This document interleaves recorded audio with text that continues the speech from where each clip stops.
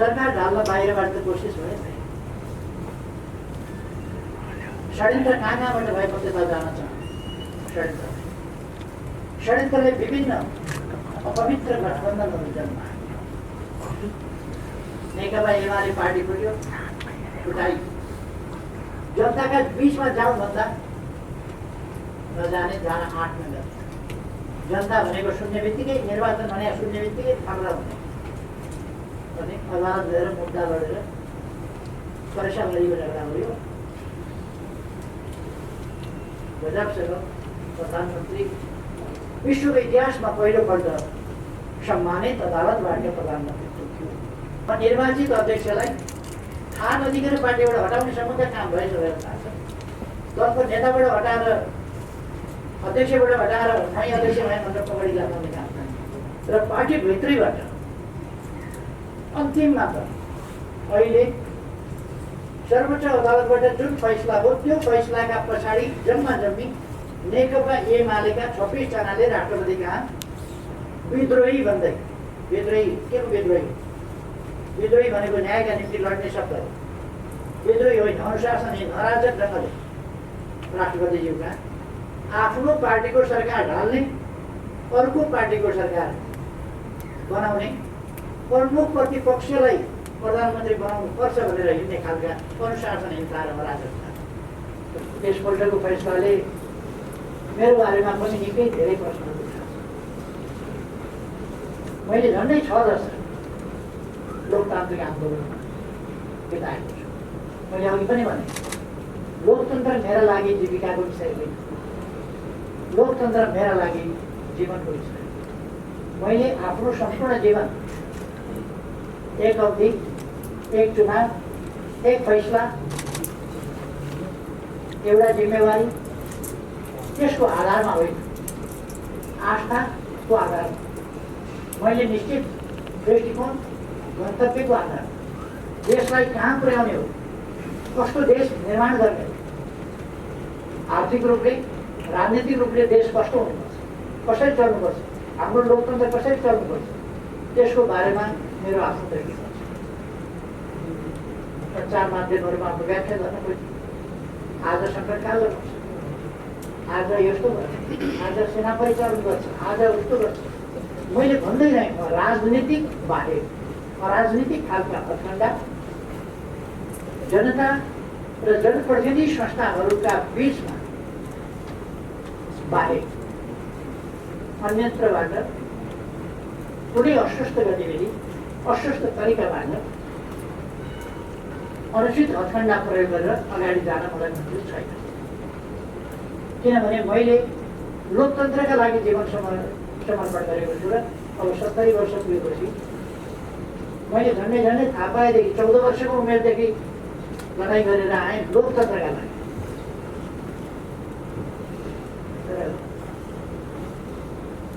आज कन्स्टिट्युसनल मोरालिटीका कुरा म माथि उठाएँ।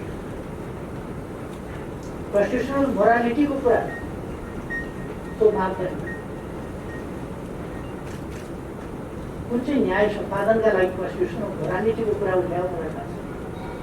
तर कन्स्टिट्युसनल मोरालिटी मेरा लागि जसले जेल नेल खटेको छ, यातना सहेको छ, जीवन जोखिममा राखेर सङ्घर्ष गरेको छ, आधा शताब्दीभन्दा अलिक बढी नै समय। र म फेरि पनि भन्छु, मेरो मन मस्तिष्कमा देश बाहेक, देशका जनता बाहेक, देशको सुरक्षा बाहेक, देशको स्वाभिमान बाहेक, देशको सार्वभौम सत्ता र स्वाधीनता बाहेक, देशको भौगोलिक अखण्डता बाहेक अनि देशको विकास, देशमा सुशासन, एउटा सभ्य समाजको स्थापना, सामाजिक न्याय र समानता सहितको समृद्धि,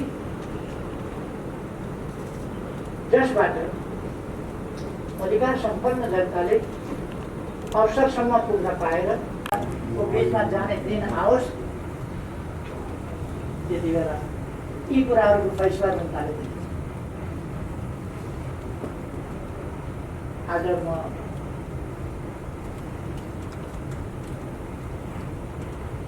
आदेश परमादेशबाट सरकारबाट अटेको तर मेरो प्रतिबद्धता, मेरो देश र जनताप्रतिको प्रतिबद्धता सरकारमा हुँदा गर्नु। जेलमा बस्दा पनि म यत्तिकै निष्ठाका साथ बसेको थिएँ, यत्तिकै आशावादिताका साथ बसेको थिएँ। जति बेला निरङ्कुश राजतन्त्र थियो, जति बेला तानाशाही व्यवस्था थियो, पञ्चायती तानाशाही, निर्दलीय निरङ्कुश व्यवस्था, त्यति बेला नेल हतकडी लगाएर चिसो छेनीमा राखिँदा पनि मेरो विश्वास, लोकतन्त्रप्रतिको विश्वास, देश र जनताप्रतिको माया किञ्चित कम भएको थियो। आज पनि म फेरि आफ्नो कर्तव्य पालनामा देश र जनतालाई शिरमा राखेर कर्तव्य पालनाको आफ्नो यात्रामा निरन्तर अगाडि बढ्छु। यो कुरा म सबै दाजुभाइ दिदीबहिनीहरूलाई आग्रह गर्न चाहन्छु, निवेदन गर्न चाहन्छु। नेकपा एमालेको सरकार ढलाइयो। यो सरकार किन ढलाइयो भने यस सरकारले देशको सार्वभौम सत्ताको पक्षमा दृढताका साथ काम गर्यो, विकासका कामलाई तीव्रताका साथ अगाडि बढायो, सुशासनका निम्ति अथक प्रयास गर्यो, जनतालाई राहत सुविधा पुर्याउने कुरामा, जनतालाई अधिकार सम्पन्न बनाउने कुरामा, ज्येष्ठ नागरिक र यी दिशाहरूमा थुप्रै कामहरू गर्यो। अरू त कुनै कारण छैन सरकार हटाउनु, कुनै कारण छैन। कुनै राजनीतिक दल छटपटाउनु पर्ने कुनै कारण छैन। जनताका बिचमा जाउँ भन्दा नजाने जान 8 मिनट। जनता भनेको सुन्ने बित्तिकै, निर्वाचन भने सुन्ने बित्तिकै थाम्रा हुने अनि अदालत गएर मुद्दा लडेर परेशान गरेको झगडा भयो। गजबसँग प्रधानमन्त्री विश्वको इतिहासमा पहिलोपल्ट सम्मानित अदालतबाट प्रधानमन्त्रीत्व थियो। प्रधानमन्त्री हटाइयो, प्रधानमन्त्री तोकियो। यही विश्व न्याय प्रणालीको रूपमा अनुकरणीय भएछ, अनुसरणीय भएछ भने मना गर्नु। तर यो मैले अघि नै भनेको इतिहासको गणितमा फेरि परीक्षित हुनु पर्ने हुन्छ। हामी सबै परीक्षित हुन पाएका हुन्छौँ। सरकार ढाल्न बाहिरबाट त कोसिस भयो, षड्यन्त्र कहाँ कहाँबाट भएको त्यता जान चाहन्छ। षड्यन्त्रले विभिन्न अपवित्र गठबन्धनहरू जन्मायो। नेकपा एमाले पार्टी फुट्यो, फुटाइयो। कुनै कारण थिएन, सरकार राम्ररी काम गरिरहेका थियो, पार्टी चलिरहेका थियो, केही मान्छेहरूको महत्त्वाकांक्षा। मैले पदको अगस्तै महत्त्वाकांक्षा कहिल्यै तृप्त नहुने महत्त्वाकांक्षा, त्यसले ईर्ष्या जस्ता कुराहरूले पार्टीभित्र भयङ्कर अस्वस्थ हुन्छ। म निर्वाचित अध्यक्षलाई थाहा नदिकन पार्टीबाट हटाउने सम्बन्ध काम भएछ भनेर थाहा छ। दलको नेताबाट हटाएर, अध्यक्षबाट हटाएर नयाँ अध्यक्ष भए भनेर पकडी लगाउने काम छ। म 56 वर्षदेखि यस देशका लागि लडेर आएको, कम्युनिस्ट आन्दोलनका लागि लडेर आएको र कम्युनिस्ट आन्दोलन, लोकतान्त्रिक आन्दोलन छिन्न भिन्न भएका बेला पुनर्गठन गर्नका लागि सिधा सङ्गालो गर्दै त्यहाँबाट सुरु गरेको। 50 वर्षभन्दा अगाडि आन्दोलनको एक ताल एकीकरण सुरु गरेको व्यक्तिलाई साधारण सदस्य पनि नरहने गरी निष्कासन गरेका छन्। ती कुराहरू पनि हामीले देख्यौँ र पार्टीभित्रैबाट अन्तिममा त अहिले सर्वोच्च अदालतबाट जुन फैसला हो त्यो फैसलाका पछाडि जम्मा जम्मी नेकपा एमालेका 26 जनाले राष्ट्रपति कहाँ विद्रोही भन्दै, विद्रोही के को विद्रोही? विद्रोही भनेको न्यायका निम्ति लड्ने शब्द हो। विद्रोही होइन, अनुशासनहीन अराजक ढङ्गले राष्ट्रपतिज्यूका आफ्नो पार्टीको सरकार ढाल्ने, अर्को पार्टीको सरकार बनाउने, प्रमुख प्रतिपक्षलाई प्रधानमन्त्री बनाउनु पर्छ भनेर हिँड्ने खालका अनुशासनहीनता र अराजकता सम्मानित सर्वोच्च अदालतमा हस्ताक्षर गरेर जाने खालका कामहरू। यस्ता विपक्षीसँग विरोधीसँग मिल्ने, भित्र अन्तर्घात गर्ने पार्टीमा, भित्रभित्रै विपक्षीसँग साथघात गर्ने, आफ्नो खुट्टामा पास दिनुपर्ने खेलाडीले विरोधीका खुट्टामा पास दिन्छ, आफू गोलरक्षक हुनुपर्ने ठाउँमा पोस्ट खाली गरिदिन्छ, पोस्टमा कोही बस्यो भने त्यसलाई लकेट्न पर्छ। यो खालको स्थिति हामीले देख्यौँ र यस प्रकारका अनुशासन अराजक काम पार्टी विरोधी गतिविधिहरू र एक ढङ्गले भन्यो भने यो पार्टी विरोधी मात्रै भएन, यसले अन्तत्वगतमा लोकतान्त्रिक प्रणाली यी सबै कुराका पनि यो विरोध र यस्ता अपराधिक क्रियाकलापहरू समेत आज यस परिणाममा यस अवस्थामा देश पुगेको छ। झुटा कुराहरू प्रचार प्रसार गर्ने क्रियाकलापहरू मचाइरहे, जसले गर्दाखेरि आज जनतामा अलिकति केही अन्य भ्रम पार्ने कोसिस भएको छ। कति वर्ष त्यो आफ्नो ठाउँमा होला, तर म भन्न चाहन्छु हामी जनतालाई अन्यलमा पर्न भ्रममा पर्न दिँदैनौँ। कुनै पनि हिसाबले यस देशको सार्वभौमसत्ता, यस देशको स्वाधीनता, यस देशको भौगोलिक अखण्डता, यस देशको राष्ट्रिय हित, लोकतन्त्रका मूल्य मान्यता सहितको लोकतन्त्र, लोकतन्त्र सजीव अभ्यास सहितको लोकतन्त्र, यसमा हामी पछाडि पर्छौँ। हामीले थालेका विकास प्रयासहरूका अभियानहरूलाई किञ्चित हामी अल्पत्व गर्छौँ। हामी प्रतिपक्षमा भएर पनि खबरदारी गरिरहेछौँ, तर प्रतिपक्षमा बस्ने म्याद पनि बेसरी नै भएदेखि 1.5 वर्ष लाग्छ। त्योभन्दा अगाडि त कसैले रोक्ने ठाउँको छैन होला, फेरि जनताका बिचमा जानुपर्ने होला। हाम्रो रोडम्याप, हामी फेरि पनि देशप्रति जिम्मेवार छौँ, लोकतन्त्रप्रति जिम्मेवार छौँ र मैले सुरुमै हामी विधिको शासनमा विश्वास गर्ने, शक्ति पृथकीकरणको सिद्धान्तमा विश्वास गर्ने, स्वतन्त्र न्यायपालिकाको सिद्धान्तमा विश्वास गर्ने। कति बेला के फैसला भयो, एउटा एकाध फैसलाको कुराबाट हामी विचार गर्दैछौँ र यसलाई कुनै हिसाबले कहीँ तलमाथि परेको छ भने त्यसलाई सच्याउँदै अगाडि बढ्नुपर्छ आगामी दिनमा भनेर र अदालतको फैसला अनुचित छ, हाम्रा विरुद्ध छ, संवैधानिक हिसाबले हेर्ने हो भने त्यो उपयुक्त छैन र जे भएको अदालतको फैसलालाई मानेर त्यसलाई कार्यान्वयन गरेर हामी अगाडि बढ्छौँ। म पार्टीका कार्यकर्ता साथीहरूलाई यस बिचमा आग्रह गर्न चाहन्छु, धैर्यता संयम गुमाउने होइन, आत्मविश्वास कम हुन दिने होइन। हामी देश र जनताप्रति समर्पित शक्ति हौँ। देश र जनताको रक्षा गर्ने, लोकतन्त्रको रक्षा गर्ने, संविधानको सजीव रक्षा, सजीव कार्यान्वयन र त्यसको समयानुकूल विकास गर्दै जाने अभिवादन हाम्रो हातमा छ। समृद्ध नेपाल र सुखी नेपाली हामीले राष्ट्रिय आकाङ्क्षा भनेका छौँ, त्यो आकाङ्क्षा पुरा गर्ने अभिवादन हाम्रो काममा छ। त्यसकारण म पार्टीका कार्यकर्ताहरूलाई आग्रह गर्न चाहन्छु, सबै पार्टीका कार्यकर्ताहरूलाई पनि भन्न चाहन्छु, युवा पङ्क्तिलाई भन्न चाहन्छु, युवा पिँढीलाई भन्न चाहन्छु, यो देश युवा पिँढीको, यो देश आगामी पुस्ताको, यो देश भोलिको पुस्ताको। त्यसकारण भोलि हामीले हाम्रा सन्ततिले फेरि हामीले जस्तै कठोर सङ्घर्ष गर्न नपरोस्, त्यसका निम्ति हामीले एउटा मजबुत आधार छोडेर जाउँ, एउटा सुन्दर विकसित समाज निर्माण गरेर जाउँ। त्यसका निम्ति हामी सबै हरेस खाएर होइन, उच्च मनोबल राखेर अगाडि बढौँ भन्ने म आह्वान गर्न चाहन्छु। हामीले राष्ट्रिय एकतालाई मजबुत बनाउनु। म सबैलाई आग्रह गर्न चाहन्छु यस घडीमा कि हामी विभिन्न ढङ्गले अनेक प्रकारका हाम्रा विविधताहरूलाई अनेक शक्तिले उछाल्न सक्छन्।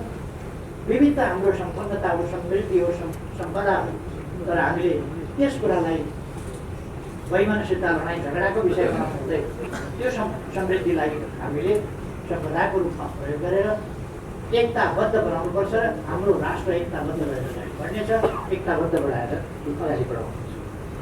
हामीले एकताबद्ध राष्ट्र, सुदृढ राष्ट्र, त्यसका निम्ति योगदान र लोकतन्त्रको रक्षा गर्दै अगाडि बढ्न म फेरि एकपल्ट सबैमा हार्दिक आग्रह अनुरोध गर्न चाहन्छु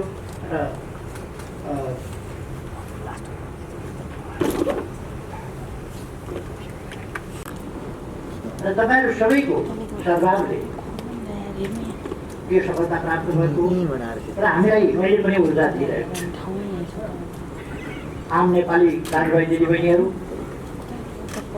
देशभित्र देश बाहिर रहेका सबै राष्ट्र सेवक कर्मचारी साथीहरू, सुरक्षाकर्मीहरू, कोभिड विरुद्धको लडाइँमा अग्र मोर्चामा खटिएका डाक्टर, नर्स, स्वास्थ्यकर्मी र तमाम साथीहरू सबैप्रति म हार्दिक धन्यवाद दिन चाहन्छु। हाम्रो विकास प्रयासमा निरन्तर सहयोग दिने मित्र राष्ट्रहरू र त्यहाँका राष्ट्र प्रमुख, सरकार प्रमुखहरूप्रति पनि म हार्दिक धन्यवाद गरिएको हाम्रो जस्तो परिवेशमा मलाई मुलुकको विकास, समृद्धि, जनताको हित र राष्ट्रियताको सुदृढीकरण एवं सुशासनमा केन्द्रित गर्ने गरी नयाँ दिशा दिनु सहज थिएन। यसो गर्न खोज्दा मैले पटक पटक आफ्नै भित्र र बाहिरबाट सृजित अवरोध, घेराबन्दी र षड्यन्त्रको सामना गर्नु। सरकारलाई काम गर्न नदिने, सरकारलाई असफल बनाउने, सरकारले गरेका कामहरू भुजेलमा पार्ने, उपलब्धिहरू भुजेलमा पार्ने, नकारात्मक ढङ्गले जुनसुकै कुरा पनि चित्रण गर्ने प्रवृत्तिहरूको शिकार हुन्छ। त्यो बाहिरबाट मात्र होइन, आफ्नै भित्रबाट शिकार हुन्छ। ती सबको सामना गर्दै हामीले गरेका कामहरूले मुलुकमा समृद्धिको बलियो आधारशिला यस अवधिमा नेपालको संविधान पूर्ण कार्यान्वयनमा आएको छ। त्यसका लागि 50औं कानुनहरूको निर्माण र 100औं कानुनहरूको परिमार्जन गरिएको छ। झन्डै शून्यबाट सुरु गरेर सङ्घीयतालाई संस्थागत र सुदृढ गरिएको छ। आवश्यक कानुनहरूको निर्माण, कर्मचारीहरूको विन्यास, वित्तीय हस्तान्तरण, भौतिक पूर्वाधारहरूको निर्माण र अन्य आधारहरू तयार गरेर तिनै तहका साथ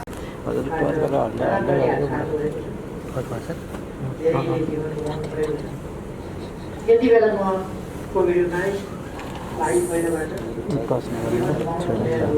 सबै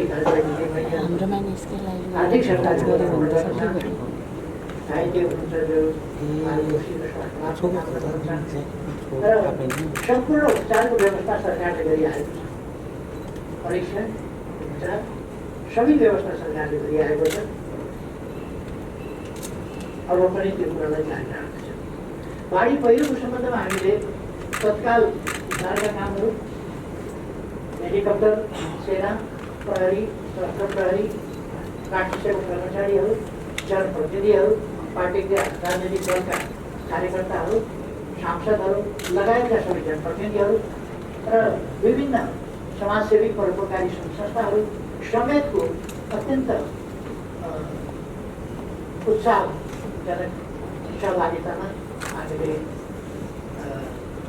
बाढी पहिरो जस्ता कुराहरूको अभर परेका ठाउँहरूमा उद्धार कार्य पुर्याएका छौँ र राहत वितरणका कामहरू गरेका छौँ। पछिल्लो समयमा अस्ति केही दिन अगाडि 26 या 27 मेलम्ची 27 गते 26 गते म मेलम्ची आफै हेर्न गएको थिएँ। मैले त्यहाँ हालका लागि उहाँहरूले 1000 बन्डल जस्ता बाटाको माग गर्नुभएको थियो अस्थायी प्रबन्धका लागि।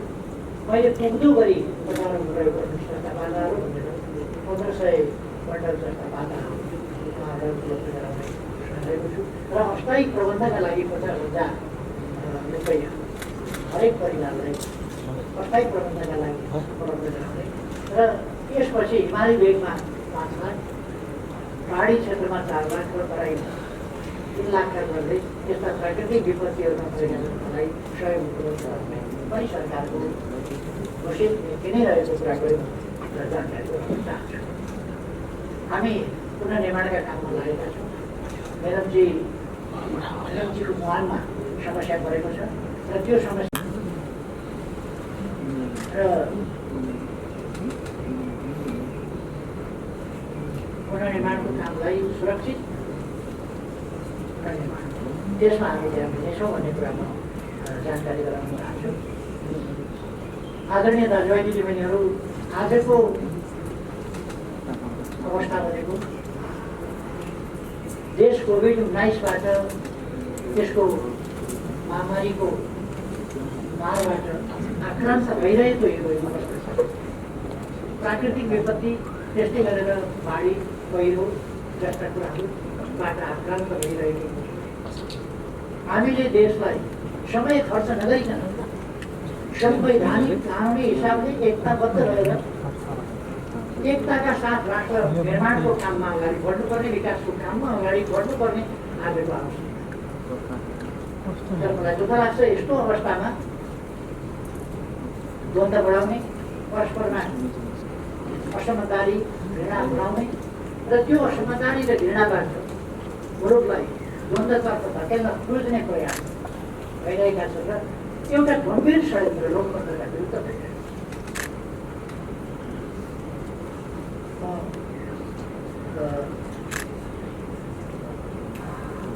आजको आवश्यकता राष्ट्रिय एकताको आवश्यकता, विकास निर्माणका काममा एकताको आवश्यकता सबैको ध्यान आकर्षण गर्छ। हामी कुनै अनुमानमा जान आवश्यक छैन, निराश हुन पनि आवश्यक छैन। यद्यपि हिजोको फैसला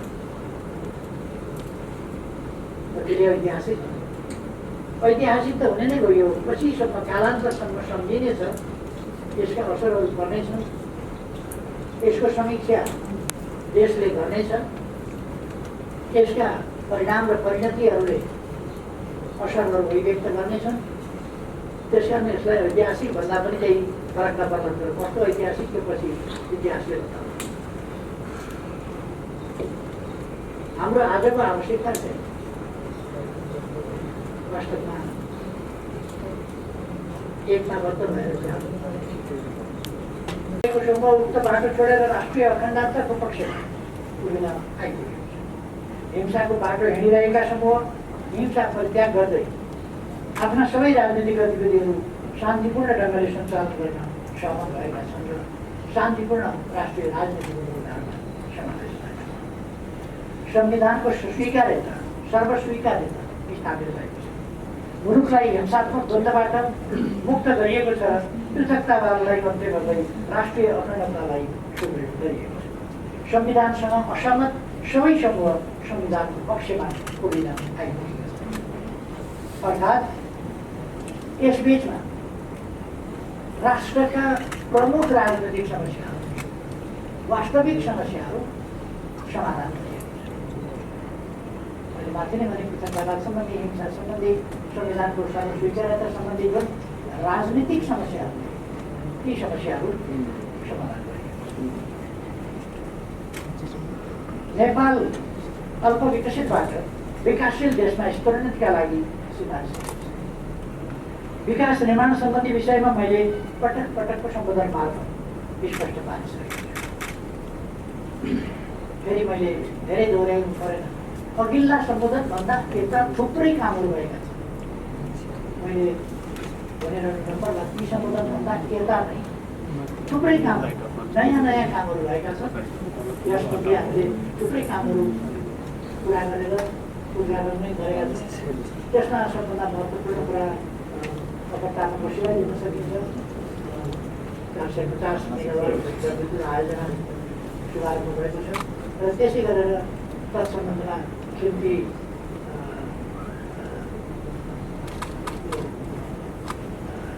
सब स्टेसन जो ढल्केभरभन्दा अर्को दोस्रो सब स्टेसन हो, त्यो तयार भएको छ। र अर्को महत्त्वपूर्ण कुरा, कर्णालीका 5वटा जिल्लामा ग्रिडबाट विद्युत पुगेको छ। अहिले हामीले कर्णालीमा विद्युत पुर्याएका छौँ। अब कालीकोटमा विद्युत पुगेको छ र त्यसै गरेर जुम्लामा पनि विद्युत पुगेको छ। 3 ग्रिडबाट विद्युत पुर्याउने यो 3 वर्ष त्यो बाँकी छ। अब यो 3 वर्षमा हामीले ट्रान्समिसन लाइन पुर्याउन सक्यौँ कर्णालीमा। अब केही समयभित्र हुम्लाको सदरमुकाम सिंहकोट सडक सञ्चार गरेको यसरी हामीले असाधारण सफलता प्राप्त गरेका छौँ।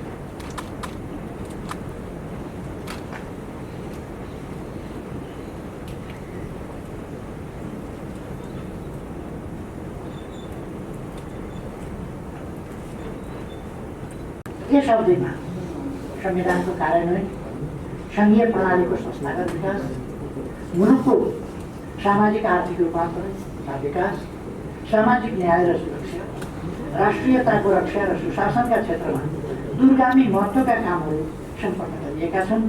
कतिपय महत्त्वपूर्ण कामहरू आरम्भ